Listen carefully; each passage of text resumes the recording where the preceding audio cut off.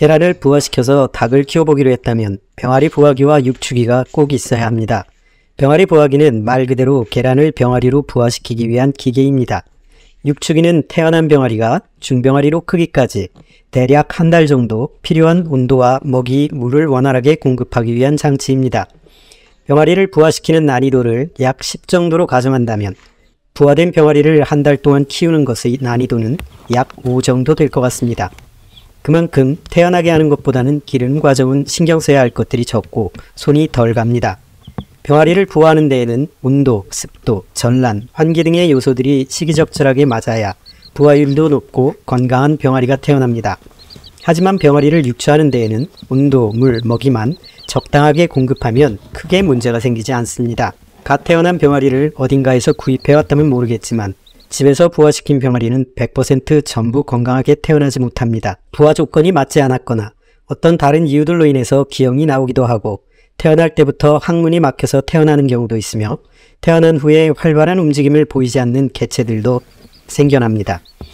이런 병아리들은 대부분 2, 3일부터 일주일 안에 죽습니다. 그래서 어떤 분들은 이러한 이상한 개체가 태어나면 눈 질끈 감고 벽에 던지라고도 합니다.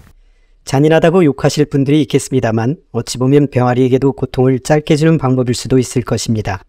하지만 보통 강심장이 아니면 하기 어려운 방법이겠지요. 어쨌든 병아리 부화를 호기심에 시도했다가 부화가 안 되어도 실망이겠지만 성공적으로 부화가 되었다 하더라도 어떻게 키울 것인지 미리 생각해 두어야 하고 부화 과정에서 뜻하지 않은 잔인한 장면을 보게 될 수도 있다는 것을 미리 알아두시면 덜 당황스러울 것입니다. 갓 태어난 병아리는 첫날에는 물과 먹이를 공급하지 않아도 됩니다. 뱃속에 어느 정도의 양분을 저장하고 있기 때문입니다. 이튿날부터는 물과 먹이를 공급하고 온도에 신경을 써 주어야 합니다. 그럼 먼저 가장 중요한 온도에 대해서 이야기해 보도록 합니다. 갓 태어난 병아리가 죽는 첫 번째 이유는 온도가 낮아서입니다. 우리가 어렸을 때 학교 앞에서 사온 병아리들이 그 다음날에 거의 죽었던 이유는 추워서 죽었던 것입니다. 그만큼 갓 태어난 병아리는 추위에 약합니다. 어미닭이 품어서 태어난 병아리는 체온이 42도에 달하는 어미닭의 품속에 들어가서 지내기 때문에 실외에 있더라도 건강하게 잘 크는 것입니다. 어미닭의 품속 같은 온도를 비슷하게나마 맞춰주는 것이 필요하겠지요. 태어난 지 첫 주에는 32도에서 35도를, 2주째에는 31도, 3주째에는 28도, 4주째에는 25도, 5주째에는 20도 정도로 온도를 조금씩 내려서 실온에 점점 적응하도록 하는 것이 중요합니다.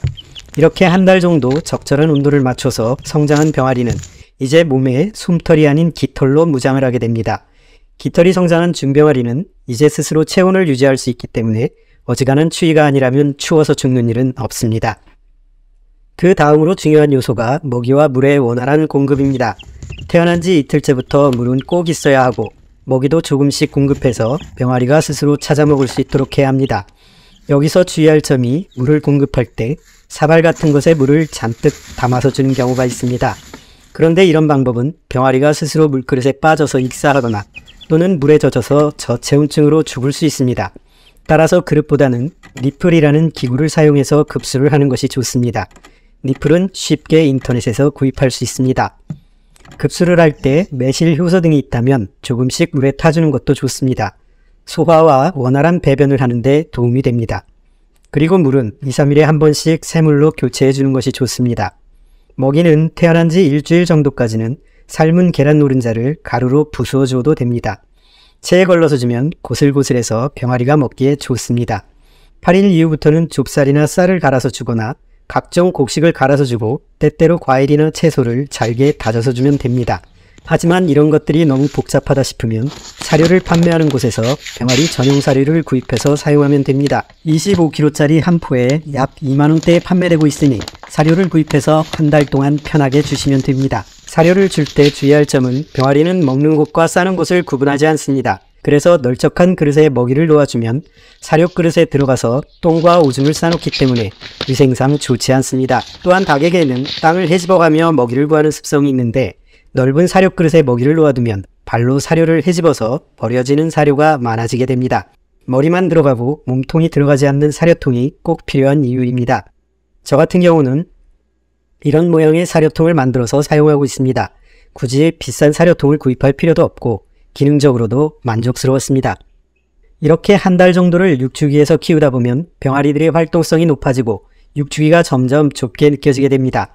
그래서 마당이 있는 저 같은 경우에는 별도로 병아리 놀이터를 만들어 주었습니다. 따뜻한 날에는 육축기를 놀이터에 내어놓고 저녁에는 다시 육축기를 실내로 들여오곤 합니다. 병아리들이 흙을 밟으며 실외 환경에 익숙해지기도 하고 물에 목욕을 하기도 합니다.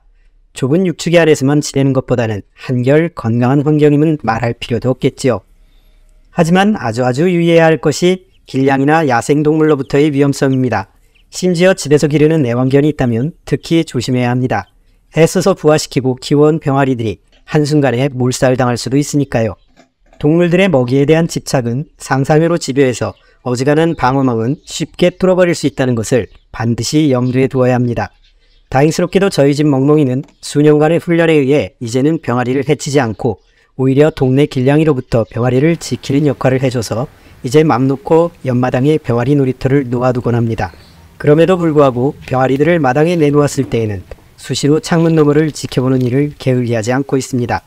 병아리를 육축하는 데 있어서 반드시 필요한 것은 아니지만 있으면 좋은 것이 있는데 그것은 바닥에 깔아줄 재료입니다. 저처럼 골판지 박스를 사용하여 육축기를 만들었다면 그냥 그대로 사용해도 되지만 그럴 경우에는 한 달이라는 긴 시간 동안 병아리들이 배출하는 분유가 점점 문제가 되기 시작합니다. 병아리들의 위생에도 문제가 되고 실내에 분뇨 냄새가 나기 시작하니까요. 그래서 가급적이면 바닥에 뭔가를 깔아주는 것이 좋습니다. 제 경험에 의하면 톱밥이 가장 좋은 바닥재였습니다. 그 다음은 왕겨나 모래, 그리고 마지막이 신문지였습니다. 여건에 따라서 적당한 바닥재를 깔아주고 더러워지면 그때마다 교체해주면 됩니다. 냄새가 심하게 나면 EM 발효액을 물에 희석해서 뿌려주면 확실히 냄새가 덜해집니다. EM 발효액은 소량으로 인터넷에서 구입할 수도 있고 저처럼 농사를 짓는 시골에서는 농업기술센터에서 무상으로 나누어 주기도 합니다. 자, 이렇게 병아리를 약 5주 동안 육축기에서 무사하게 키워냈다면 이제 병아리는 병아리의 모습이 아니라 닭의 모습에 더 가까워졌을 겁니다. 대략 5주령까지를 병아리라고 부르고 12주, 그러니까 약 3달 정도까지 중닭, 12주 이상이 되면 완전히 다 자란 것으로 봅니다.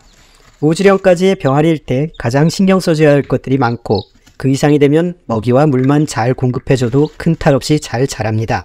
쌀액이나 어분, 한약 찌꺼기, 갯무, 굴껍데기, 소금 등을 적당한 비율로 섞어 먹이를 직접 제조해서 쓰시는 분들도 있지만 대부분 편의상 사료를 구입해서 줍니다. 마당에 풀어놓고 키울 수 있는 환경이라면 스스로 땅을 파고 곤충이나 지렁이, 풀 등을 뜯어먹고 더욱 건강하게 자라게 될 것입니다. 물에 목욕을 하면서 각종 기생충도 스스로 관리를 하게 되고요.